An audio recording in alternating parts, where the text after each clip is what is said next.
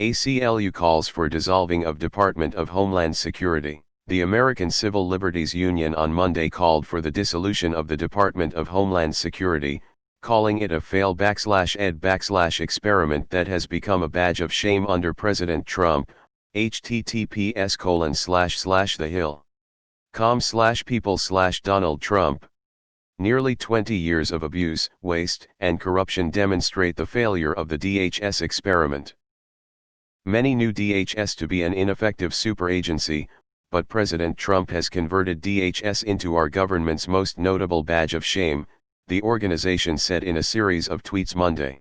Dismantling DHS, breaking it apart into various federal agencies, and shrinking its federal budget will allow for more effective oversight, accountability and public transparency. It would be so simple to move TSA and Coast Guard to and disaster response to civil defense/FEMA. Bam bang boom, pretty much done. Or at the very least lower it from a cabinet capacity. There is no reason DHS should share a table with Treasury, War, State, or Attorney Generals. I still don't understand why a whole new agency was even needed. If the problem was the perception that the existing agencies weren't collaborating enough, this only added another layer into the mess. DHS was made to stop terrorism. DHS is now being used to target political rivals and vandalism. It's got to go. And repeal the U.S. Patriot Act. I think we already have significant evidence that it is only to be used against the American people. 3,000 Americans died in 9/11. We passed the Patriot Act, completely changed the way we fly, and still have Guantanamo Bay open. 150,000 Americans died because of Trump's lack of leadership. What did we get? Contactless drive-through at Taco Bell. Yes, yes, yes. 1. End war on drugs. 2. End qualified immunity. End asset forfeiture. 4. Require professional liability insurance for LE. 5. All LE subject to drug testing, including steroids. All LE held to same standards for crimes as U.S. citizens. End surplus military programs. 2001, we need billions of dollars to, fight terrorists. 2020, American citizens who show up to protest police brutality are terrorists. I was never a fan of it even post 9/11. Like seriously, the DOD, CIA, and FBI can't share information on their own, and we need to hire TSA staff with plastic gold badges.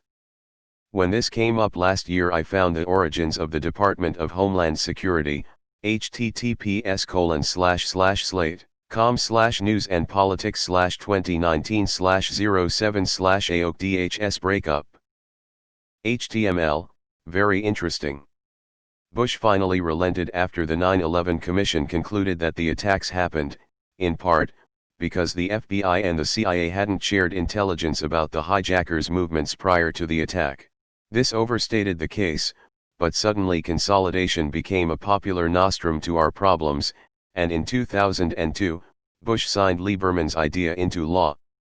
The organizations that didn't consolidate the CIA and FBI, the culprits that mishandled intelligence about Al-Qaeda in the first place, elevated their counter-terrorism units, redirected their focus, and strung new lines of communications between them. Meanwhile, the Department of Homeland Security subsumed 22 agencies from 8 federal departments with a combined budget of $40 billion, back then, and a payroll of 183,000 employees into one hydra-headed, crossbred, poorly conceived monstrosity. It wasn't just the size that was the problem. Most of these agencies had been performing distinct functions. Smooshing them together wouldn't necessarily make them more cohesive or efficient.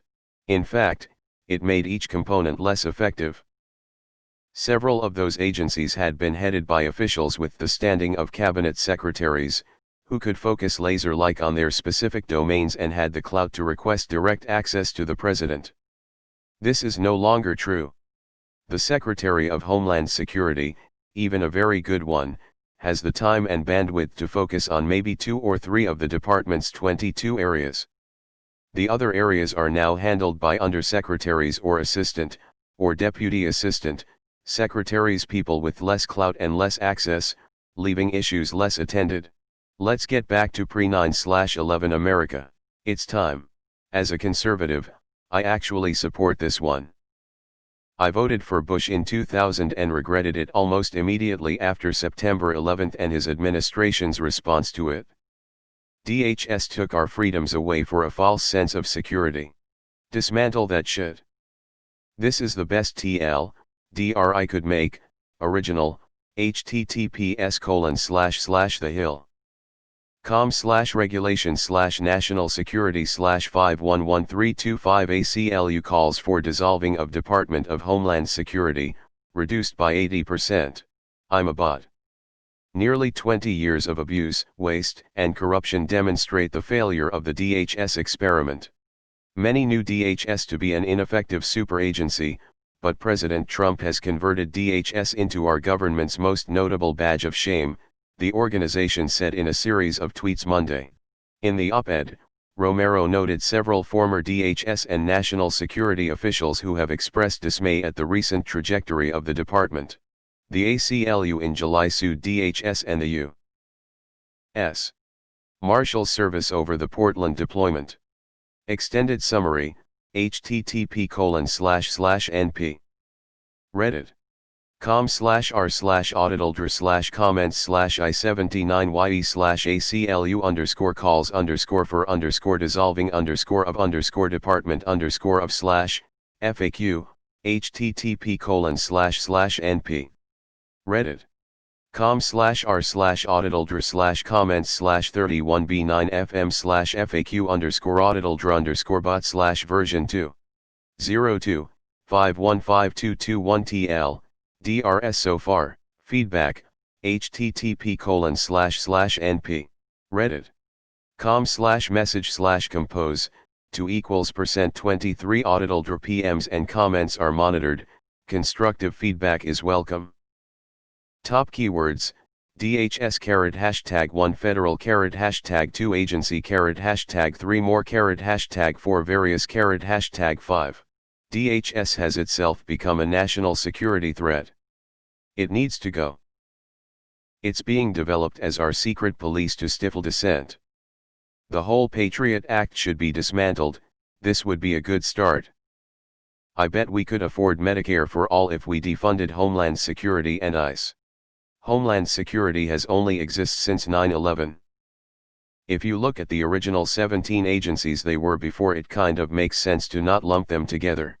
No one is saying to have nothing, just go back to what they were before September 11. I used to work for DHS in a national security and intelligence role. I agree with the author of the editorial. DHS is a Frankenstein monster. It took agencies from the Department of Justice, Department of Defense, broke them apart, and created new bureaucracies in response to the threats facing our nation at the time, which was Islamist militant extremism.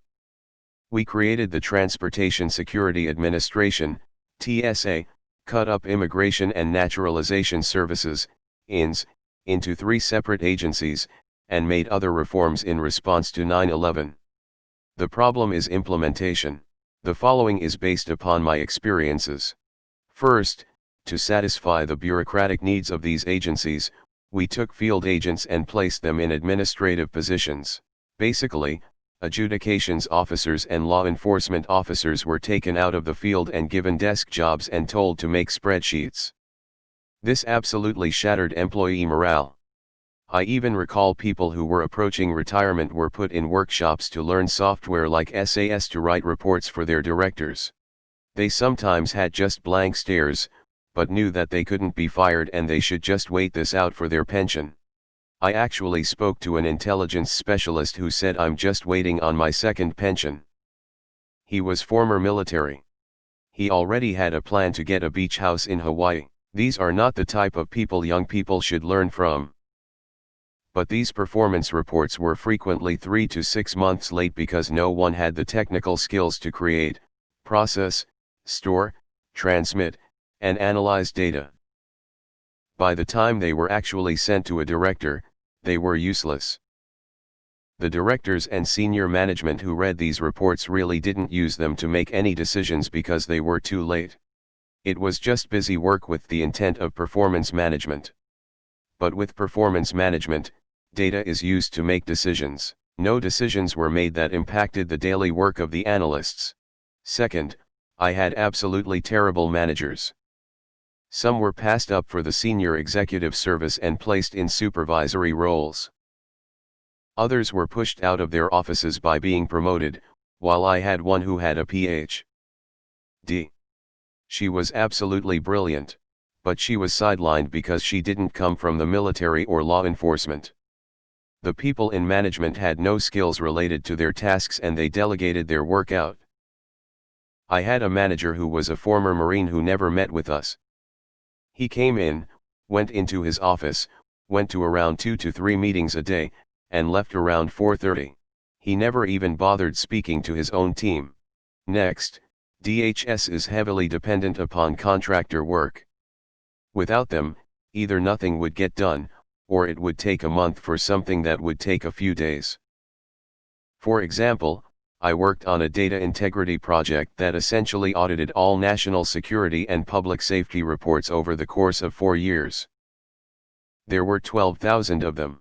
We were actually told to print all of them out and sort them. Each report was around 4 pages. A Word macro would have been able to do this within a few hours or minutes. Lastly, there is a complete absence of training, mentorship, and professional development across DHS. DHS is a terrible place to begin a career. One of my bosses actually told me that all my relationships are transactional. Another one was forced into anger management training. Another was dealing with her boyfriend who had advanced cancer. He survived, but it was very rough for her. While DHS as a department has a mission, at the individual level, the mission is to get a job where they can just sit and wait on their pension or for contractors to get more money without producing much of anything of value. No one feels loyal to DHS as a department because many came from their previous agencies before the creation of DHS. There are very few younger people. By younger people I mean people under the age of 40. I would say DHS's culture is a glaring national security threat, considering their mission.